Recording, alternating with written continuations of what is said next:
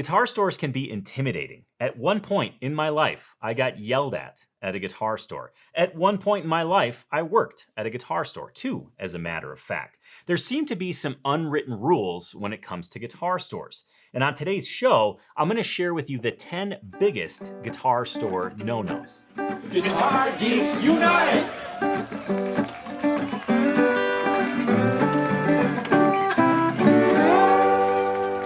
Let's dig right into my list of 10 guitar store no-nos. This is like the unwritten law, the code of guitar store conduct. Some of these are funny, some of these are highly beneficial, but all in all, I feel like these are things you should know when walking into a guitar store. Coming in at number 10, no stairway to heaven. This is kind of tongue-in-cheek, but it's the equivalent of yelling Freebird at a concert. Just don't do it. I guess you could do it. You know, if you only know one song and it's just the intro to Stairway to Heaven and you want to check out a guitar, let it rip. But know that it comes with a little bit of baggage. I'll leave that one alone. Coming in at number 9, zippers. No zippers. And this is why I got yelled at a Guitar Center in Chicago. I was 18. I was fresh into guitar. It was fall. I was wearing a Carhartt hooded sweatshirt. And if you're familiar with Carhartts, they've got these big, chunky metal zippers. Perfect for scratching a guitar. I mean, I think they were designed to scratch guitars. Anyways, young, naive, guitar enthusiast Tony walks into Guitar Center, and he's excited because he wants to try some acoustic guitars. I wanted to get an acoustic guitar that was my own. So I'm trying them, and then all of a sudden I hear, "Hey, take your coat off." It felt like the police walked in.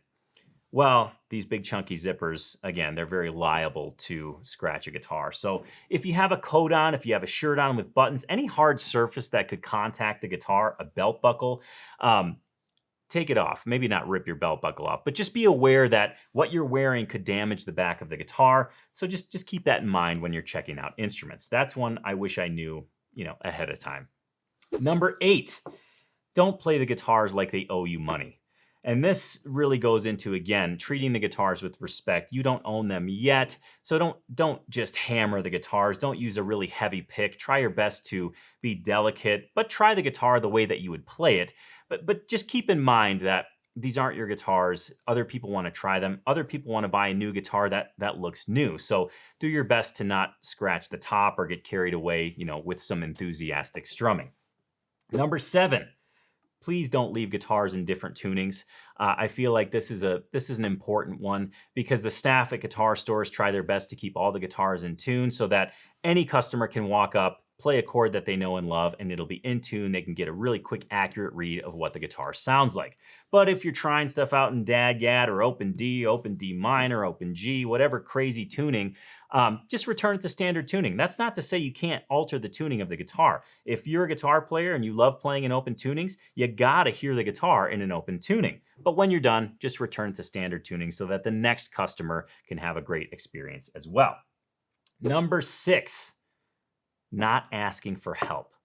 Ask for help. Ask questions, especially if you're trying to get a guitar on the 3rd row and it's way up top.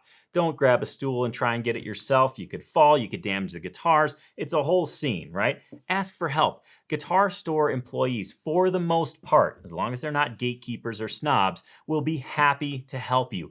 They want to, of course, sell you a guitar. I mean, it is a guitar store after all. But B, they want you to feel comfortable. They want you to feel at home. They want you to feel like, hey, you can ask any question you want. It's not dumb. They want to give you as much help as they possibly can because they want you to have a great experience. They want you to discover something that you love, in this case, a guitar. Number 5, please try and refrain from playing right next to somebody else who's trying a guitar. This has happened a lot of times. It usually happens on the weekends where the guitar store is more busy than usual and somebody's trying a guitar out here and then without fail, somebody sits down right next to them and is playing something completely different in a completely different key. And it kind of affects both parties involved, right? Because you've got one guitar player here trying to hear something. They can't. You come in, not you, but somebody else comes in and sits right next to them. And all of a sudden they're trying a guitar. They want to hear it. And it's just a big cacophony. So try your best to give reasonable space, when you're trying out a guitar. See, ask if you can take it into a lesson room or a private room if the guitar store has it, because then you will get the best experience without stepping on the sonic toes of someone else. Number 4, please do not play guitar dominoes. I've got a little story here. We'll get there in a second. It's the first guitar I ever broke at a guitar store, and it was a very expensive instrument, and I worked at the store. But try your best not to play guitar dominoes. For the sake of space and for offering as many guitars to customers as the guitar stores possibly can, a lot of times the guitars are hanging out on a wall, and a lot of times they're uncomfortably close, and a lot of times they're at an angle. So if you go to pull a guitar straight out from an angled wall or an angled hanger, it's going to bang into another guitar. So be very careful when you're taking the guitars off the hooks. Take them off the hook, slide it out, try your best not to knock into the guitars. Because if you hit one guitar and it's swaying enough, it's going to hit the next guitar and the next guitar, and boom, you got guitar dominoes. Let's get to my story. Taylor was having a Find Your Fit event. This is when I worked at Music Villa. And my job, and I was very happy to do this, was to unbox all the guitars. So I was the first person to see all these guitars. I think there were probably 20 guitars that were shipped to us. So I got the boxes all in a line, and I'm unboxing the guitars, and I'm setting them on the ground, okay? Not face up, but just on their sides. And it was on the stage, okay? So it wasn't like I was walking around these guitars, but it was on the stage. All the guitars were in line. I got to 10 guitars. It just looked cool. All the guitars were lined up. I got to 19 guitars. The guitars looked cool. They were all lined up. I get the last guitar. Now, crucial part of the story. This is when Taylor was doing the R. Taylor line, which was kind of a boutique-y custom shop situation.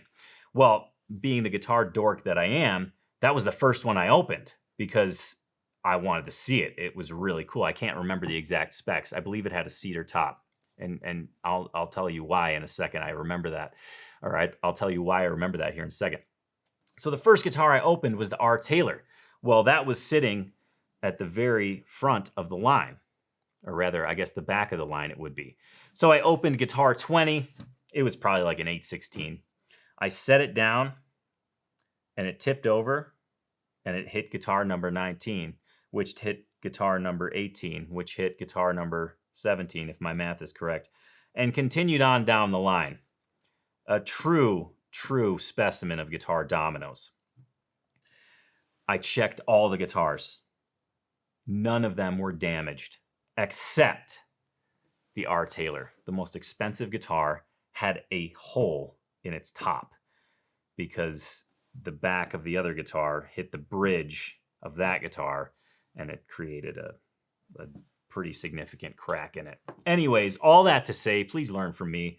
Don't play guitar dominoes. Now, my example is a very drastic one that you likely would not run into, but just be aware of guitars and banging them into one another. Okay, that's a little embarrassing. That's an embarrassing story to share. But that is the only guitar I ever broke at a guitar store. I put a strap button in the wrong side of a neck once because it was a lefty. That was another interesting thing that happened. I can't think of anything else. Yeah, those was the only 2 moments. Anyways, number 3, back on track here. Number 3, a guitar store no-no is not thanking the guitar store employees. And I'm not talking about when you buy something. I'm talking about in general. You got to thank the folks at the guitar store. You got to thank them for their time. You got to thank them for their energy. You got to thank them for their knowledge, right? Whether you buy something or not is completely irrelevant. If you're leaving the store, say, hey, thanks so much. I really appreciate it. Not only does this, offer up some goodwill, it starts to create the bedrock of a relationship so you can go in there again and folks are happy to see you. Folks are like, hey, Roger or Bill or Tammy or Cindy. It just creates the basis of a relationship. And I know you're a guitar geek. You're probably a very kind guitar geek. So you probably are hearing me say this and you're thinking, I always thank folks. And if that's the case, good on you. But if you're new to guitar stores, it can be intimidating and that's something you could forget. So just a reminder, please thank the folks that are working there. Number two, guitar store no-no, being unreasonable with a trade-in. This is a little bit of a gray area because when you go to trade in a guitar, of course you want the most you can get out of it because, well, That gives you the most towards your next purchase. But the reality is this. If the guitar is not a collector's item, if it's not a vintage guitar, if you bought an HD 28 4 years ago and you're going to trade it in, you're not going to get the full value out of that guitar. It's a lot like a used car situation, right? When you buy a car and you drive it off the lot, it loses value like that. The same is true with a guitar. It's just the way it is. And another thing to keep in mind is that when you trade in a guitar, that guitar store needs to resell it. They need to make a profit. It's just the pure economics of a guitar store. For them to stay open, for them to stay, open and stocking guitars that you can come and try out, they've got to make a profit. So go into any trade-in situation with that in your mind, right? You're not going to get the full value. Again, unless it's a collector's item, a rare guitar, a vintage guitar, something that people don't see, something that's highly coveted, then it's a kind of a different category. But if we're talking basic trade-in, just know that when you go into that trade-in situation, the negotiation situation, be kind and be respectful of what the guitar store's part of that deal is. And of course, be kind and respectful to yourself and what you expect to get out of the instrument. There's a good, cool, happy medium that can be reached during a trade-in. Just try not to be super bullheaded. We all want to get the most for our trade-ins, without a doubt. But just know that, again, the guitar store's got to resell it. So you might have to there might be a little give take there. Anyways, a lot of times, here's a little secret. Maybe not a secret, but something you can use to your advantage. A lot of times when you trade in a guitar, you get a trade-in value for the instrument. You can still negotiate on the price of the new guitar that you're getting, right? You can say, "Oh, I'm going to get $1,500 for this trade-in. I was really hoping for $1,800. Could you take $300 off the trade-in, or could you take $300 off the new guitar?" That's something that you can use as a negotiation tactic. But again, it's about goodwill. It's about creating relationships and having both sides feel like they were a winner when it comes to trade-ins. And number one, this is a big one. Guitar store no-no number one is not supporting your local store. Guitar stores, mom and pop shops, even bigger chains are kind of fading away because of the online environment. Now, that's not to say we abandon the online environment. I use online guitar stores. I use Reverb, plenty. But your local store is a treasure. Your local store provides you the opportunity of course, trying instruments, getting strings last minute, getting any help with setup issues or repair issues with your guitar. But your local guitar store is also a great community in which you can meet other musicians. You can develop friendships with the folks that work there. A lot of guitar store owners know the majority of their customers because their customers come in on a frequent basis. So that being the case, try your best to support your local store, even if that's just quite simply going there to try stuff. Ask questions, because more often than not, you will end up getting strings. You will end up getting a tuner. You will end up getting a capo, sometimes last minute. And you want them to be open so you can go do those very things. So when you can, when it's a feasible option for you, please support your local store. There you go. My list of 10 guitar store no-nos. If you can think of any others, please put them in the comments below. Like I said, guitar stores can be intimidating, especially if you're new to guitar stores. And there is a certain, dare I say, code of conduct that you have to kind of follow when you go into a guitar store. But if you're new, you don't know that. And that's totally okay. And that's where this list really comes from, is I don't want any guitar player, any beginning guitar player, anybody that's interested in buying a guitar to feel this intimidation when you walk into a guitar store. Go in there with an open mind, but also go in there with respect and kind of this perspective of these local guitar stores that we should treasure serve a very distinct purpose, and it's well beyond quite simply just buying an instrument. Keep that in mind. I hope you found the list beneficial. Again, if you think of another guitar store no-no, place it in the comments below. And speaking of guitar stores, this segues directly into my trivia question for you today. And in fact, involves the store that I got yelled at in. Here's your trivia question for today. In what year was Guitar Center started? In what year was Guitar Center started? Please don't Google it. Give your best guess in the comments below. And while you're thinking, let's listen to a guitar story. This guitar story comes from Robert M. And it's about survival. And it's also about finally allowing yourself to do something that you love. And answering the question, am I even allowed to do this? So sit down, get comfy, and let's listen to Robert M.'s guitar story.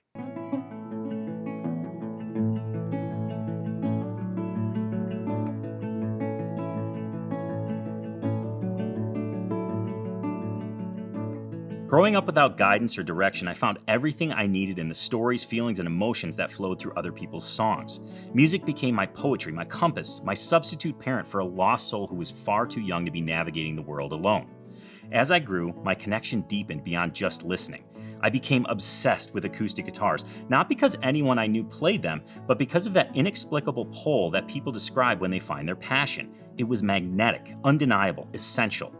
As a child, I did everything I could to get my hands on an acoustic guitar. When I finally managed to get one, the overwhelming joy of holding it was short-lived. It had to be sacrificed for the betterment of my family. That loss cut deeper than I knew how to express. Hobbies weren't a priority during my adolescence. Survival was.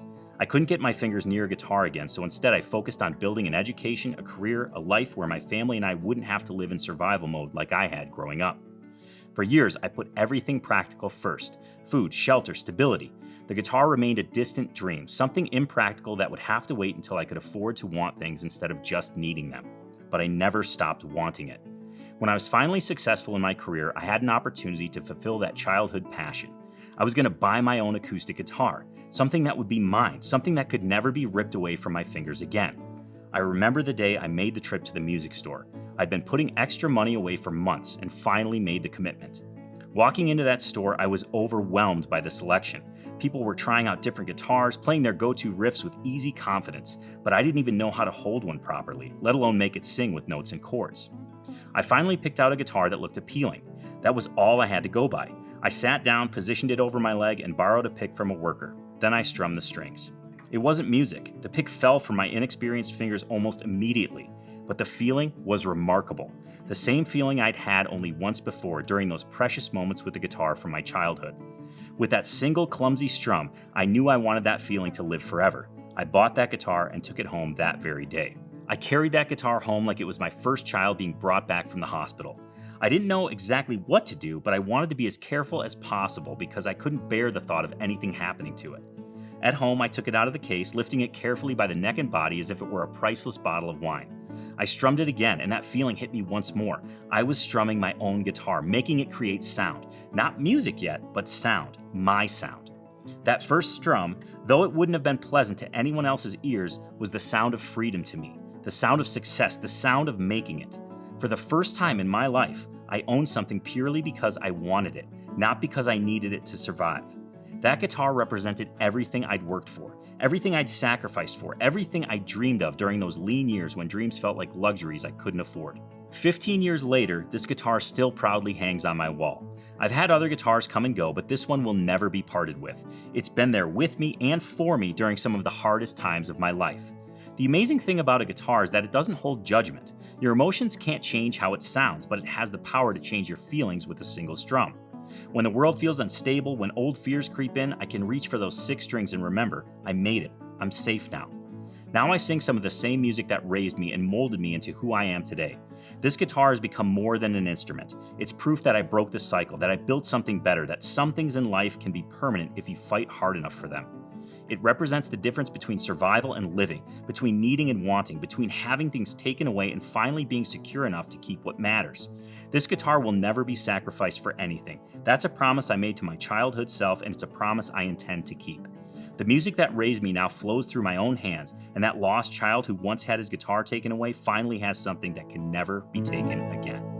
Every Friday, we email out a guitar story just like this to remind you what really matters, so your playing stays rooted in meaning, not just practice. If you'd like to receive the Friday email or submit a guitar story of your own, go to guitarstories.com. Now let's move on to some acoustic news you can use And since it is the last episode of season 2, I wanted to do this a little bit different because I want you to have some things to watch and listen to during the downtime until season 3 of Acoustic Tuesday. So I'm going to list off some free documentaries that you can watch while Acoustic Tuesday is taking a break. Of course, these are all very guitar geeky documentaries.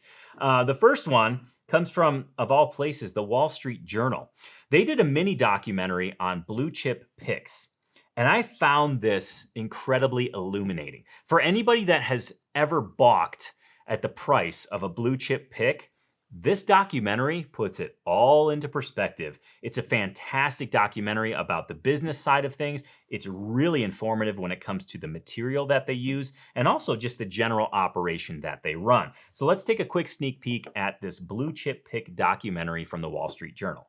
This is a material that's traditionally used in aerospace. A 10 by 10 inch square piece, about 3/4 of an inch thick, costs over $5,000. We cut this particular material for a job that we did in the late 90s or early 2000s.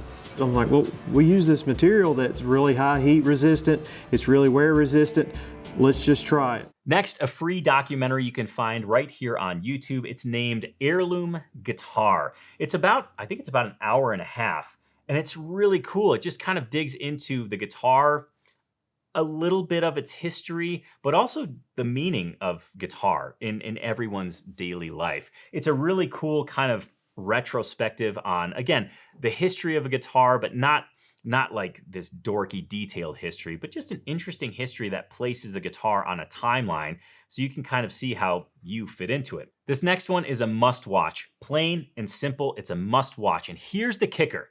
Whether you're a guitar geek or not, you will enjoy this documentary. I know for a fact because my wife enjoyed it, and she is not a guitar geek. Well, she's a guitar geek by proxy, but to get her to sit down and watch a documentary about guitars is like a very rare occurrence. It's like seeing like a white buffalo. It's like seeing a pig fly, okay? So you gotta watch with your spouse, loved ones, friends, the Norman's Rare Guitars documentary. It is... I just kept saying wow throughout the whole thing. Not only because Norm knew so many incredible players, but the place, the what's the word? We'll say place. The place that Norman's Rare Guitars holds within guitar lore, within guitar mythology. There are so many stories within those walls. And some of those stories are told in this documentary. It is fantastic. It is extremely well done. There are so many players that are interviewed in this documentary. It's stunning. It is like an all-star cast. And just wow, just wow. Let's look at a quick little trailer so you can get a taste. But I gotta say, you gotta watch this with friends. Whether they're into guitar or not, it is fascinating. It's business as usual at Norman's Rare Guitars in the San Fernando Valley. Throughout the store's history, we've had some of the most iconic guitar players in the world come through, from George Harrison to Bob Dylan to Tom Petty. All of the rock legends shop at Norm's, including guitarist Eddie Van Halen. You walk in here and there's a spell that comes over you. We're going back in time for this next one, and unlike the Norman's Rare Guitars documentary, this is not one you're going to sit down with just the random friend who's not really into guitar. You have to be a guitar geek to watch this. I found some footage from the Gibson factory in 1967. They made a documentary and they just put it out on YouTube. Maybe not just put it out, maybe within the last year or so. And it is the 1967 Gibson factory tour. It's slow.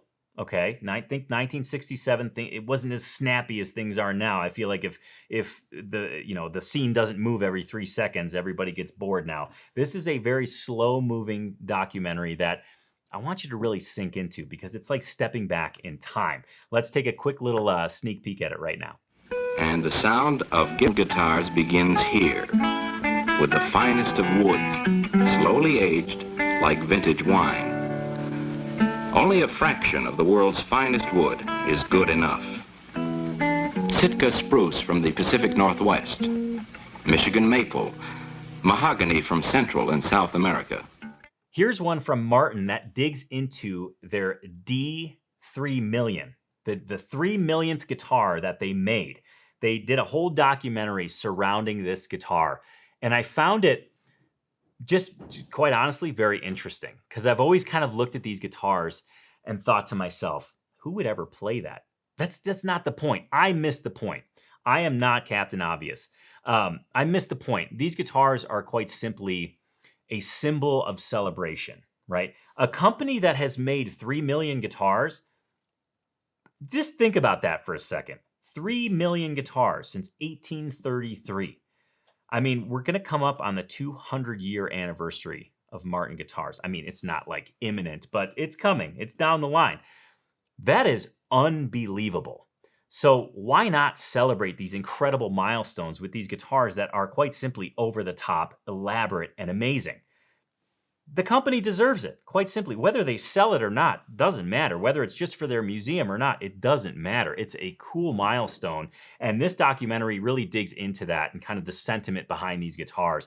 This is, I think it's called the Martin D3 millionth. But we're going to take a little look at it right now so you can get a taste of what this is all about. And if you have some time, sit down with this because it really offers some great perspective on what a history Martin Guitars has and really what their vision is going forward. The genesis of the 3 millionth guitar is about a year and a half ago. I took a trip to Pearlworks. They've been a partner of ours in many of these milestone instruments. You know, we started talking about, hey, our 3 millionth guitar, I know it feels like it's far away, but, you know, it's going to take a while.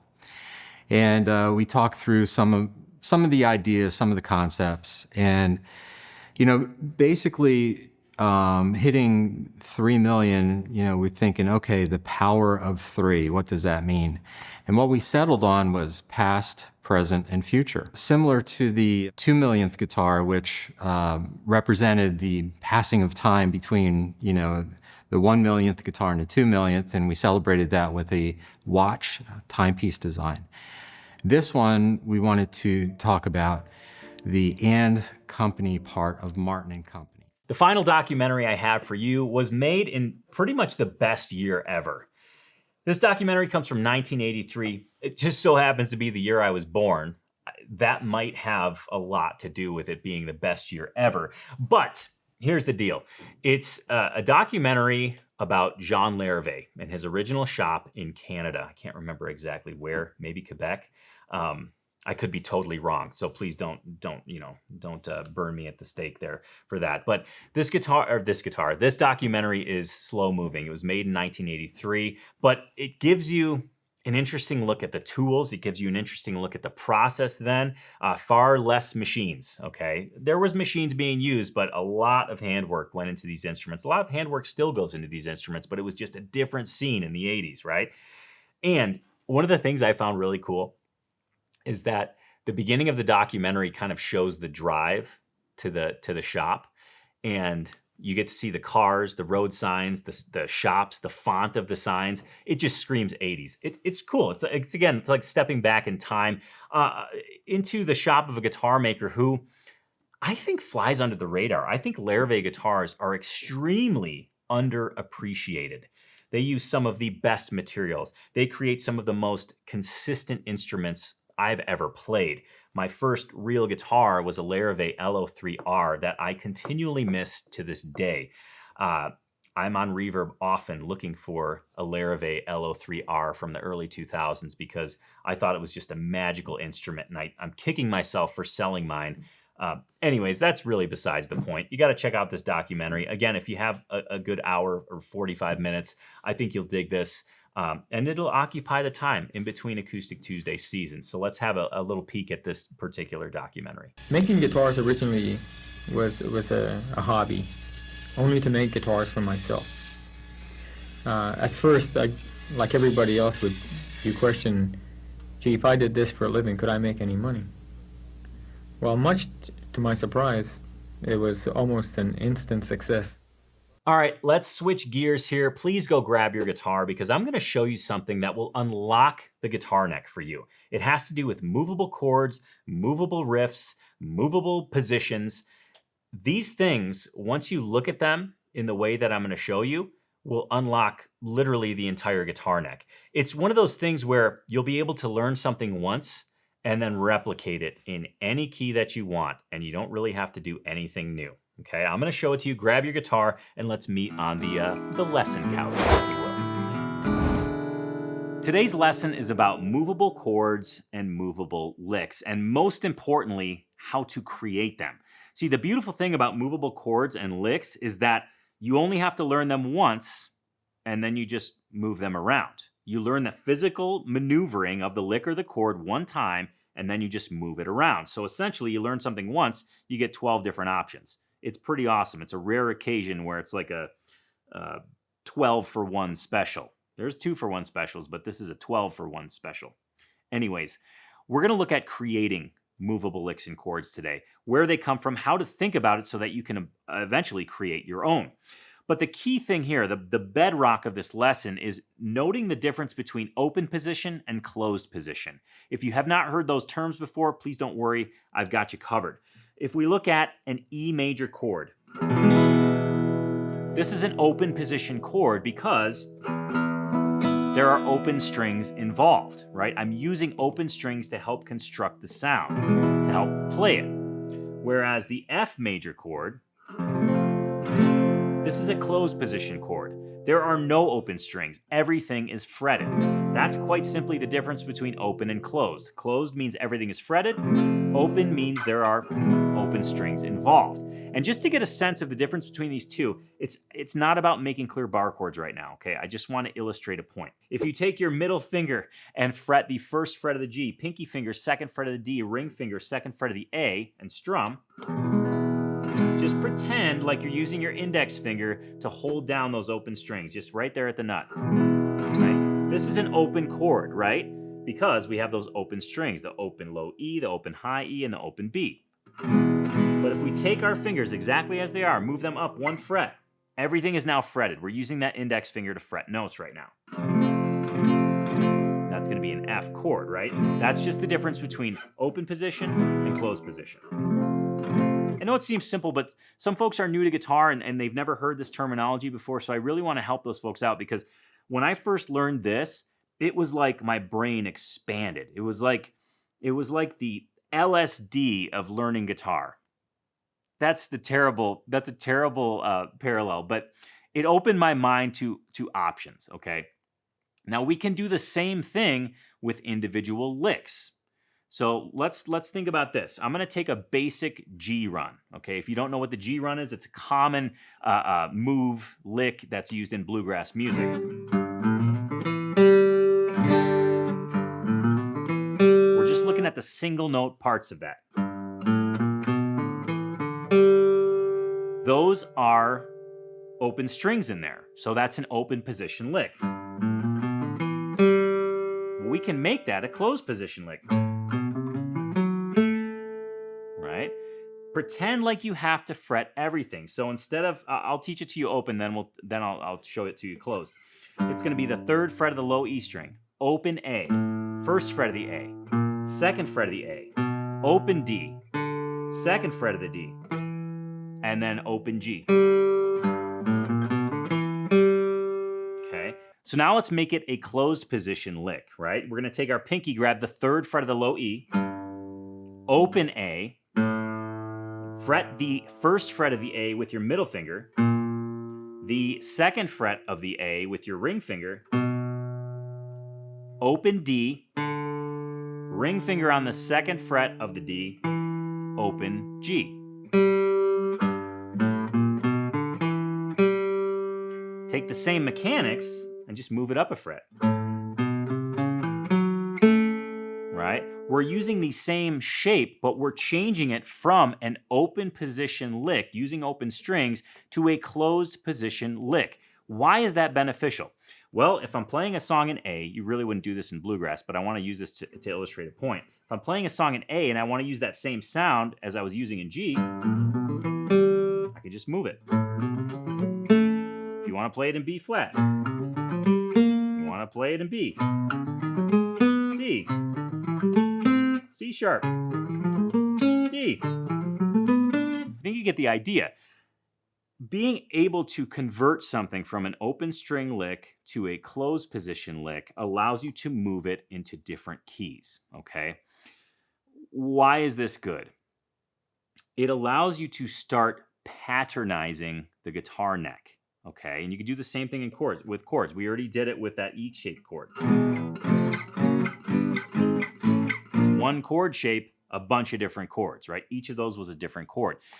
So it's really less about how to play the exact notes, although I wanted to give you some examples. It's less about play this particular lick this way.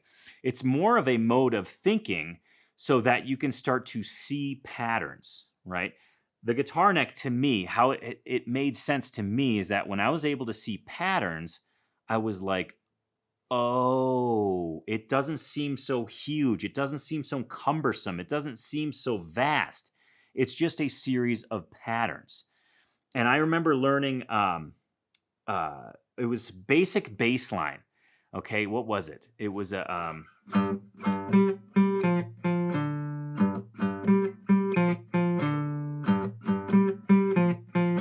right? It was just that basic bass line. And I was playing blues with my dad and my uncle. And my dad was playing bass, and I was watching what he was doing. And I was mimicking it. Well, it changed chords, and he went way up here. And I was watching his fingers, and I was like, God, that looks really familiar. And then it clicked. I'm like, it's the same pattern. He's just moving it to correspond with the chords. So it turned into, I'm just going to condense it.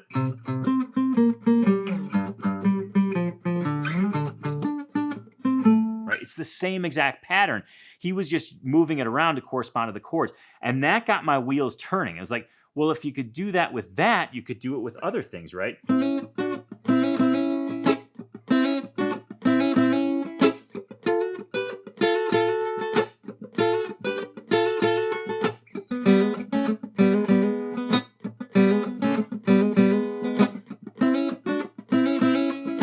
And there I was taking a closed position lick and turning it into an open position lick. But it's the same thought. So again, this is less about what I'm playing and how to put your fingers in certain places. It's more of a mode of thinking of, okay, this is an open position lick or chord. How can I make it closed? And by making it closed, therefore I make it movable. And it becomes 12 times as powerful because then I can play it in every key.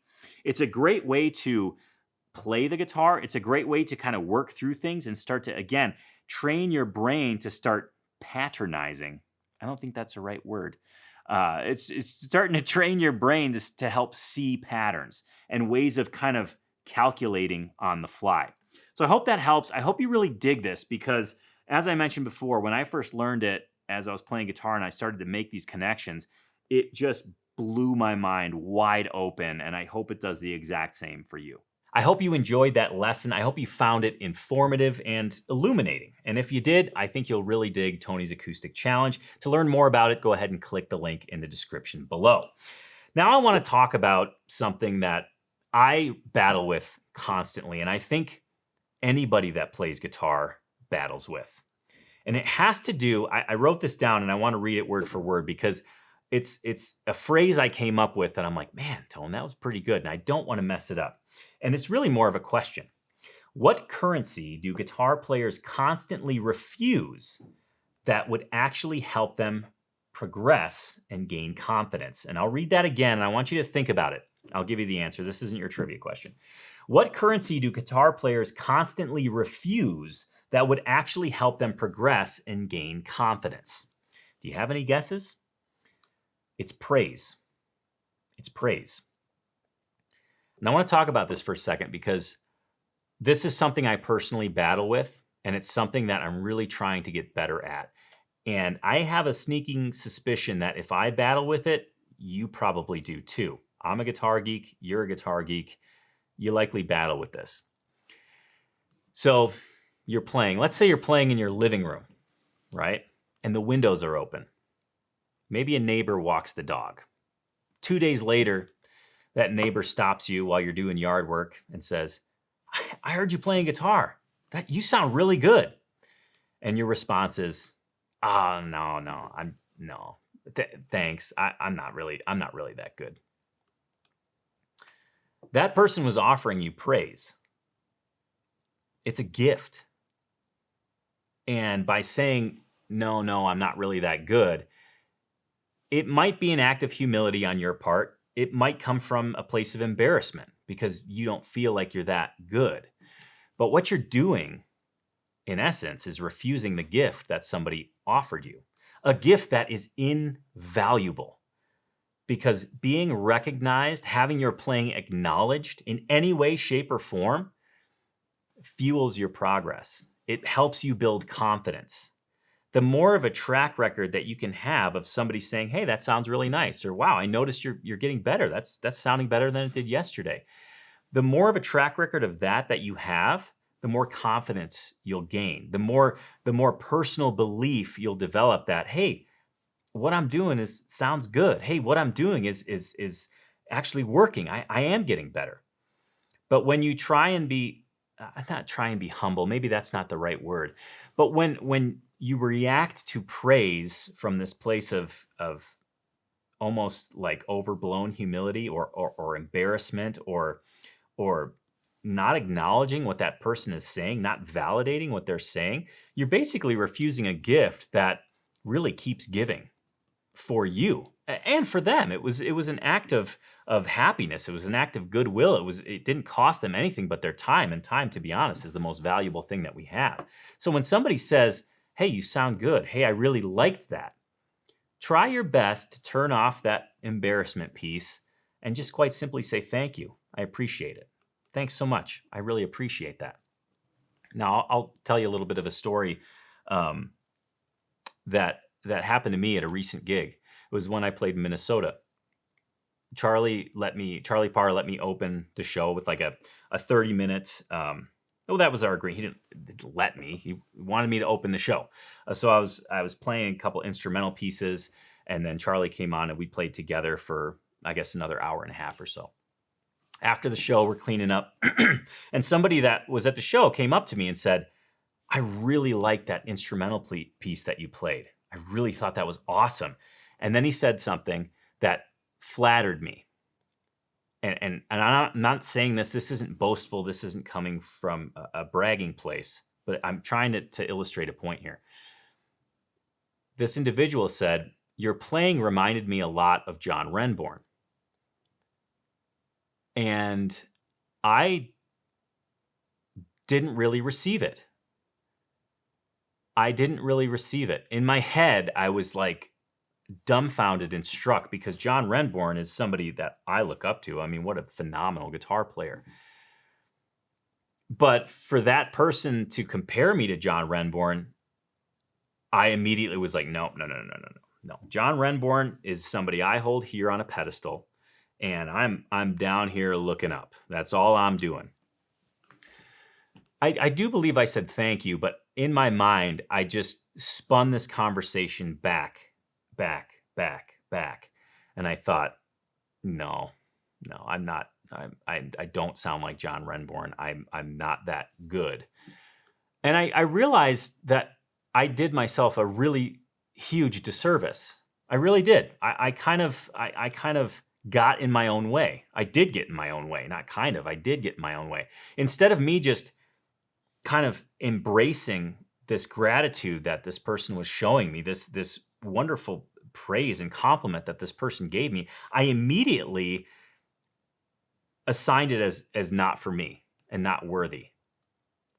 That's wrong. If that person is watching, or if somehow just me by putting this out in the universe, that person could gain this apology, or rather hear this apology, I would apologize. I apologize to that person because that meant a lot to me. And in retrospect, and after thinking about it for some time, that meant a lot to me. It really did. And now that I'm trying to look at it from this different perspective, it did give me a lot of confidence. It made me feel like, wow, someone enjoyed what I was playing. And you know what's funny? That's the point. Whether you think you're good or not, people that are listening aren't really there taking notes and critiquing you. They quite simply want to hear things that they like the sound of. And when they take out the time to come up and say, hey, I really like that, that means a lot. It means a lot. Whether you quote unquote agree with it or not, it's true. It's maybe the most truthful thing somebody could say to you. So all this to say, I've been thinking about this a lot. This was almost 2 months ago that this happened. And I've been thinking about it a lot. And I'm like, I have to bring this up on the show because this is something important. It's a small action you can take to not only validate what you're doing on guitar, but also build confidence in yourself. This belief in yourself that A, you can do it, and that A, what you're doing matters.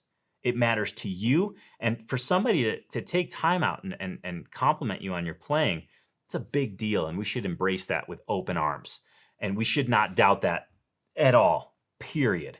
And I'm saying this out loud to reinforce it for myself, and I hope you're gaining from it as well. So, grand exit from the soapbox. I hope you found value in that story, because the more I relive it, the more I think about it, the more I find value in it. And I think it's something that needs to be said. I'm sure it's been said somewhere, maybe not in the guitar world. We're very, very strong self-critics. So try and mute that self-critic if you can, or try and work on it, I guess is what I'm saying. And with that, let me give you your trivia question answer. If you don't remember the question, I got your back, don't worry. In what year was Guitar Center started? In what year was Guitar Center started? Guitar Center was founded in Hollywood in 1959. I thought Guitar Center started in like 1990. Guitar Center was founded in Hollywood in 1959 by Wayne Mitchell, and it was originally called the Organ Center, a retailer of electronic organs for home and church use. Check this out. In 1964, after a supplier required them to carry Vox guitar amplifiers to continue receiving organs, Mitchell added the amplifiers to his inventory and renamed the store the Vox Center, leveraging the Beatles' association with the Vox brand. In the late 1960s, as other brands like Marshall gained popularity, Mitchell renamed the store Guitar Center. I never knew that, and I thought it was kind of the coolest thing. Like I said, I thought Guitar Center started in the 90s, but it started in 1959, of course, under a different name. So I guess if we're being specific and really nitpicky here, we could say that Guitar Center proper started in the 60s. But what a cool evolution from an organ store that was required to carry amplifiers, and then all of a sudden it morphed into Guitar Center.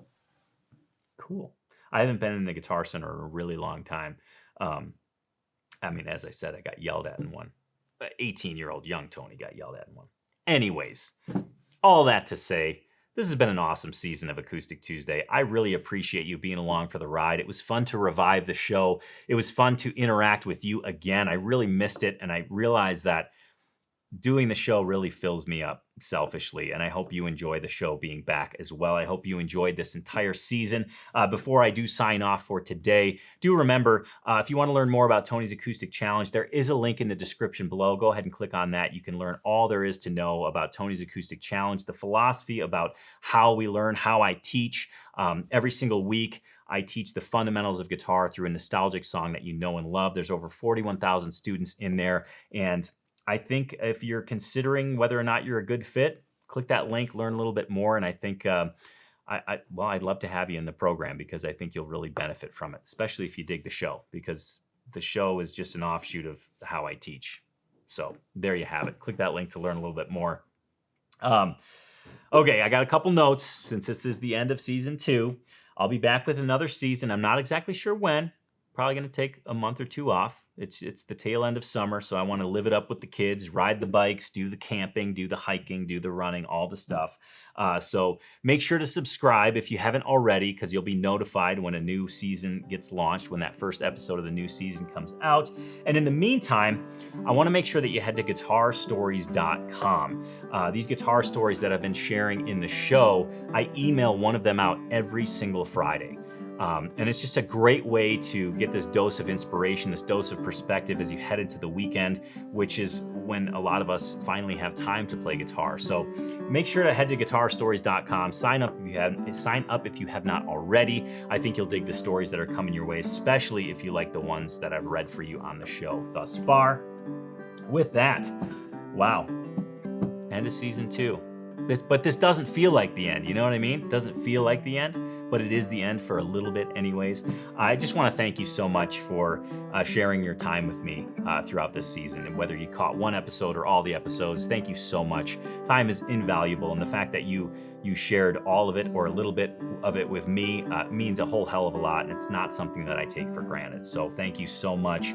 Remember, you can catch Acoustic Tuesday every Tuesday as long as the season is active at 10 a.m. Mountain Time right here on YouTube. And I will leave you with this, as I usually do. Your guitar success, however you define it for yourself, is directly related to your guitar routine. So please invest the time in developing your guitar routine and make sure to have fun every single day that you play. And you know I'm gonna say it, if you focus on fun while you play the guitar, you will progress. The more you progress, the more fun you will have, and that brings you right back to the beginning, right? You have fun, you play more guitar. You play more guitar, you progress. The more progression you have, the funner you have, the more fun you have, and the cycle just keeps going. Thank you so much, and I'll see you next season on the Acoustic Tuesday Show. I'll see you next season for season 3 on the Acoustic Tuesday Show right here on YouTube. Thanks so much. Cheers to you. Guitar Geeks Unite.